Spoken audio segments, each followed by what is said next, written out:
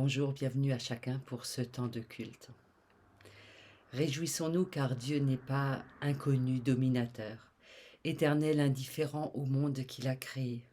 Au contraire, il s'y fait connaître, il y fait retentir sa parole. Réjouissons-nous car cette parole n'est pas un immuable message, mais elle est un homme de Palestine venu il y a 2000 ans.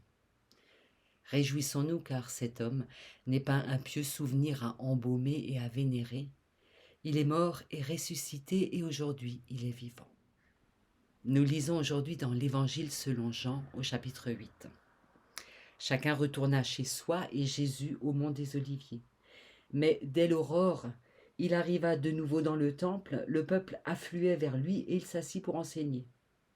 Les scribes et les pharisiens amenèrent une femme mariée qu'on avait surprise avec un autre. Ils la placèrent au milieu et dirent « Rabbi, cette femme a été surprise en train de tromper son mari. » Moïse, dans la loi, nous ordonne de lapider à mort ce genre de femme. Et toi, qu'en dis-tu? Il demandait ça pour le mettre dans l'embarras et pouvoir l'accuser. Mais Jésus se pencha et dessina sur le sol avec le doigt. Comme il continuait à le questionner, il se redressa et leur dit que celui qui n'a jamais commis de faute jette sur elle la première pierre. Et de nouveau il se baissa vers le sol pour dessiner. Alors, un à un, ils s'en allèrent, à commencer par les plus vieux, et il demeura seul, la femme au milieu. Il leva la tête et demanda « Femme, où sont-ils? Personne ne t'a condamné ?» « Personne, Seigneur, répondit-elle. Et Jésus dit « Eh bien, moi non plus, je ne te condamne pas. Va, ne sois plus infidèle désormais. » Dans les débats de société sur les questions éthiques, chacun a son mot à dire, sa position. La question, c'est de savoir sur quoi on se base pour étayer notre argumentation. Quelles sont nos ressources? Alors, quand il s'agit de débattre, nous autres protestants aimons bien en appeler à la Bible et y trouver là des éléments de réflexion, des réponses peut-être. Alors, bien entendu, Jésus est notre référence ultime, mais comme nous connaissons bien les histoires du Premier Testament, celles de Moïse, d'Abraham, de Ruth, d'Ézéchiel, eh bien, nous aimons bien aussi en prendre compte et voir comment ces histoires peuvent nourrir notre réflexion. Alors, les histoires de ces personnages ressemblent souvent aux nôtres. Par exemple, l'histoire de Ruth nous fait réfléchir à l'immigration. Est-ce que quand on quitte son peuple pour en rejoindre un autre, est-ce que c'est l'intégration qui est mise en œuvre ou est-ce que c'est l'assimilation? Donc en plus de Jésus, on a d'autres références dans la Bible qui nous aident à réfléchir, à argumenter. Mais dans les lois de Moïse, il y en a quand même un certain nombre qu'on a, nous chrétiens, un peu mises de côté. Les prescriptions concernant le temple, par exemple, ou l'alimentation, ou encore l'hygiène. Et quand on arrive à des règles un peu plus intimes, un peu plus personnelles en tout cas, par exemple la loi sur l'adultère, alors d'abord ça nous fait l'effet d'une loi qui est cruelle et qui est vraiment témoin d'un temps, des jours les plus sombres de l'humanité. Mais qu'est-ce qu'on fait de cette règle qu'on trouve autant dans le Deutéronome que dans le Lévitique? Cette loi demande qu'on lapide les deux coupables, qu'on les mette à mort de cette manière-là. Et on se dit qu'il y a quand même là une contradiction flagrante avec les 10 paroles, dont une qui dit « tu ne tueras pas ». Comment on fait? Laquelle on choisit laquelle est la plus forte? Laquelle détermine l'autre? Le lecteur scrupuleux de la Bible sait que cette loi est en quelque sorte relativisée, peut-être corrigée si vous voulez, dans le même livre, dans le Deutéronome, parce que elle est plus précise dans une autre occurrence, parce qu'elle demande que non seulement il y ait deux témoins qui témoignent de l'adultère, qu'ils en ont été témoins, et que ce soit eux qui lancent la première pierre. C'est curieux qu'on trouve ainsi une manière que la loi a trouvée, que les auteurs ont trouvée pour se corriger, pour répondre à une autre occurrence. C'est comme si la loi, bon on le sait, la loi qui est contenue dans les livres qu'on attribue généralement à Moïse, on le sait que cette loi, elle bride la violence. La loi est là pour casser le cycle de la vengeance. Mais elle va plus loin à cet endroit-là. Elle engage en fait la personne. Est-ce que nous, on serait ceux qui sortent un acte de la sphère privée pour l'étaler sur la place publique? Est-ce qu'on serait ces personnes qui lancent en premier la pierre? C'est précisément la question du jugement de l'adultère qui servira de piège tendu à Jésus par ses détracteurs dans le chapitre que nous venons de lire. Est-ce qu'il va respecter la loi des anciens, la loi de Moïse, ou est-ce qu'il va la tordre? Jésus aurait pu demander son application stricte. Il aurait pu demander à voir, à entendre les deux témoins, que ce soit eux qui lancent la première pierre. Il aurait pu relativiser cette loi en se référant à la loi ultime de « tu ne tueras pas ». Pour sortir du piège, Jean nous dit que Jésus se baisse et qu'il se met à dessiner sur le sol, sur le sable. C'est une manière de déplacer physiquement la question.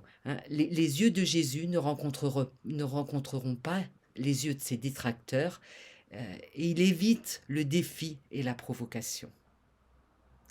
Et puis, quand il se relève, parce qu'il est sommé de répondre à la question, il les renvoie à leur propre rapport à la loi. Il les oblige à penser leur relation à la loi.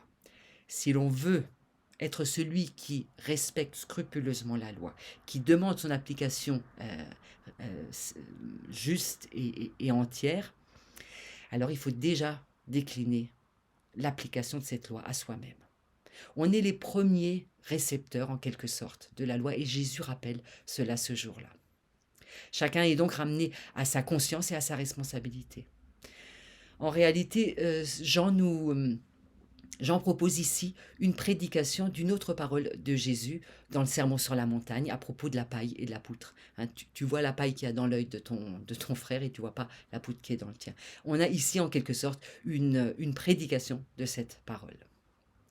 Si on prend la peine de lire la Bible en entier, c'est-à-dire qu'on ne se contente pas de sortir un verset pour le servir comme argument pour notre position, mais qu'on voit ce que d'autres auteurs de la Bible ont dit sur le même sujet, on voit déjà que la Bible n'est pas univoque. Il n'y a pas une voix qui se fait entendre, il y en a plusieurs.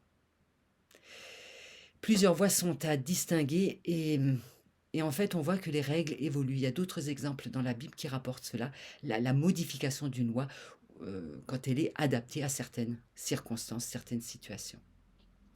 La Bible, la loi n'est pas inscrite dans le marbre. En fait, elle vit avec les personnes. Si on prend ensuite la peine de détailler la posture de Jésus, on voit que son objectif est de rendre la loi proche de nous. C'est quelque chose qui nous touche, nous, en premier. Alors, s'en servir, oui, mais pas pour coincer l'autre, pour la décliner dans nos vies avec les parts d'ombre et de lumière que nos vies comportent. La loi doit servir à favoriser la vie, avec Dieu et avec les autres. À travers les siècles, Jean interroge sur la manière dont on lit les textes de la Bible.